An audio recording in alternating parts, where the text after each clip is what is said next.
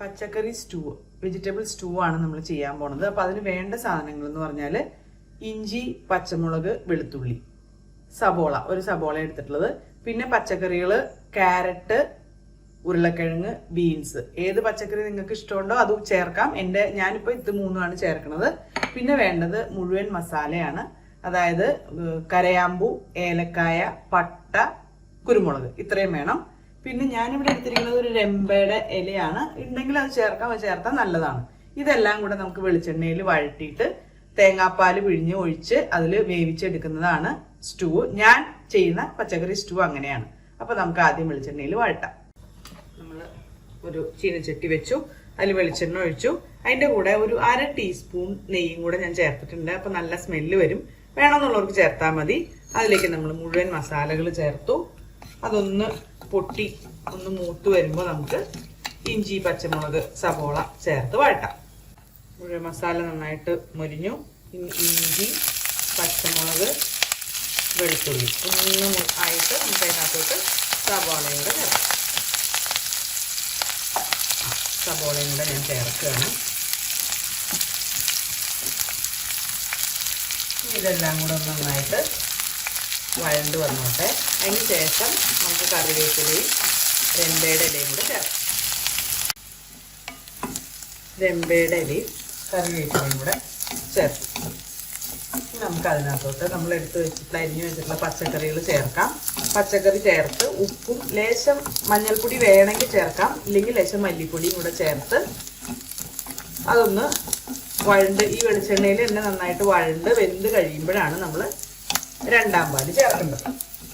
അപ്പോൾ ശകലം മഞ്ഞൾപ്പൊടി ഇരിക്കട്ടെ. ശകലം മഞ്ഞൾപ്പൊടി, ലേശം മല്ലിപ്പൊടിയും കൂടെ ചേർക്കാം. ഒരുവിധം മുരിഞ്ഞു വന്നിട്ടുണ്ട്. നമുക്ക് അതിനകത്തോട്ട് മല്ലിപ്പൊടി ചേർക്കാം. ഒരു ടീസ്പൂൺ മല്ലിപ്പൊടിയാണ് ഞാൻ ചേർത്തിട്ടുള്ളത്. ഇന്നത്തെ നമ്മുടെ സ്റ്റൂ വെളുത്തിരിക്കട്ടെ. അപ്പോൾ നമുക്ക് മഞ്ഞൾപ്പൊടി വേണ്ട. മഞ്ഞൾപ്പൊടി ചേർക്കണം എന്നുള്ളവർക്ക്, അതായത് മഞ്ഞ കളറിലാണ് വേണ്ടതെന്നുണ്ടെങ്കിൽ മഞ്ഞൾപ്പൊടി ചേർക്കാൻ കുഴപ്പമില്ല. ഇനി ഇതിനകത്തോട്ട് നമ്മൾ എടുത്തു വെച്ചിട്ടുള്ള പച്ചക്കറികൾ ചേർക്കാം. ബീൻസ്, ക്യാരറ്റ്, ഉരുളക്കിഴങ്ങ്. ഇതിൻ്റെ കൂടെ മഷ്റൂം ഉണ്ടെങ്കിൽ ചേർക്കാം, കോളിഫ്ലവർ ഉണ്ടെങ്കിൽ ചേർക്കാം. അതൊക്കെ ഓരോരുത്തരുടെ ഇഷ്ടമനുസരിച്ച് ഉള്ളതനുസരിച്ച് ചേർക്കാം. ഇനി ഇത് നന്നായിട്ടൊന്ന് വഴണ്ട് വരട്ടെ കേട്ടോ. ഉപ്പും കൂടെ ചേർക്കാം. ഉപ്പും കൂടെ ചേർത്ത് ഒന്ന് വഴണ്ട് വന്ന് കഴിയുമ്പോൾ നമുക്ക് അതിനകത്തോട്ട് രണ്ടാം പാല് ചേർക്കാം. രണ്ടാം പാലിൽ തേങ്ങാപ്പാൽ അതിൽ കിടന്നിട്ട് വേണം പച്ചക്കറി വേവാനായിട്ട്. ഞാനിവിടെ ഒരു മുറി തേങ്ങയുടെ പാലാണ് എടുക്കുന്നത്. ആദ്യം രണ്ടാം പാല് ചേർത്ത് നന്നായിട്ട് തിളച്ച് വെന്ത് കഴിയുമ്പോൾ തൻപാലും കൂടെ ചേർക്കാം. പച്ചക്കറികളൊക്കെ അത്യാവശ്യം വഴണ്ട് വെന്തു. ഇനി നമുക്ക് അതിനകത്തോട്ട് രണ്ടാം പാല് ചേർക്കാം, തേങ്ങാപ്പാൽ. ഞാൻ പറഞ്ഞ പോലെ ഒരു മുറി തേങ്ങയുടെ രണ്ടാം പാലാണ് ഞാൻ ചേർക്കുന്നത്.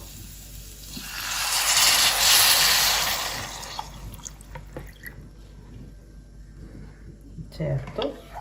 ഇനി ഒന്ന് ഇളക്കി അതൊന്ന് തിളച്ച് അതിൽ കിടന്ന് നമ്മുടെ പച്ചക്കറികൾ ഒന്നും കൂടെ വേവുകയും വേണം, പാൽ ഒത്തിരി വറ്റുകയും വേണം. അപ്പോൾ അവിടെ കിടന്ന് തിളച്ച് വറ്റി വരട്ടെ കേട്ടോ. പച്ചക്കറികളൊക്കെ വെന്തു, പാൽ അത്യാവശ്യം കുറുകി. പിന്നെ നമുക്ക് ഇതിനകത്തോട്ട് തനിപ്പാലോ തൻപാലോ എങ്ങനെയാണ് പറയണമെന്ന് വെച്ചാൽ അങ്ങനെ. ഞങ്ങൾ ഒന്നാം പാല് തൻപാലെന്ന് പറയും, ചിലയിടത്ത് തനിപ്പാലെന്ന് പറഞ്ഞ് കേട്ടിട്ടുണ്ട്. അപ്പോൾ അതാണ്. അതൊന്ന് കലക്കിയിട്ട് അതും കൂടെ ചേർക്കാം. അത് ചേർത്ത് കഴിഞ്ഞാൽ പിന്നെ വല്ലാണ്ട് തിളയ്ക്കേണ്ട, ഒന്ന് ചൂട് കയറിയാൽ മതി. അപ്പം തന്നെ നമുക്ക് ഓഫ് ചെയ്യാം. ഉപ്പ് നോക്കുക. പിന്നെ ഒരു അവസാനമായിട്ട് ഇതിന് പുളിയില്ല, ഒട്ടും നമ്മൾ പുളി ചേർത്തിട്ടില്ലല്ലോ. അപ്പോൾ ലേശം പുളി വേണം എന്നുള്ളവർക്ക് വിനാഗിരി ചേർക്കാം. ഒന്ന് ചൂട് കയറി വന്നു കഴിയുമ്പോൾ വിനാഗിരി ചേർക്കാം. ഞാൻ ചേർക്കാറുണ്ട്. താല്പര്യം ഇല്ലാത്തവർക്ക് വേണ്ട. ഒരു 1/2 ടീസ്പൂൺ വിനാഗിരിയും കൂടെ ചേർത്താൽ അതിൻ്റെ സ്മെല്ല് ഇഷ്ടമുള്ളവർക്ക്, അതിൻ്റെ രുചി ഇഷ്ടമുള്ളവർക്ക് നല്ലതാണ്. ഞാൻ അതും കൂടെ ചേർത്ത് അവസാനിപ്പിക്കട്ടെ. ഒരു 1/2 ടീസ്പൂൺ അത്രയും മതി. ഒരുപാട് ആവരുത്, ഒരുപാട് പുളിയും വേണ്ട. ഒരുപാട് പുളിയുള്ള കറിയല്ല. അപ്പം അതും കൂടെ ചേർത്തു. ഞാൻ തീ ഓഫ് ചെയ്തു. അപ്പോൾ അപ്പത്തിൻ്റെ കൂടെ, ഇടിയപ്പത്തിൻ്റെ കൂടെ, എന്തിൻ്റെ കൂടെയാണോ കഴിക്കാൻ ഇഷ്ടം കഴിക്കാവുന്ന നല്ല വെജിറ്റബിൾ സ്റ്റൂ റെഡിയായി.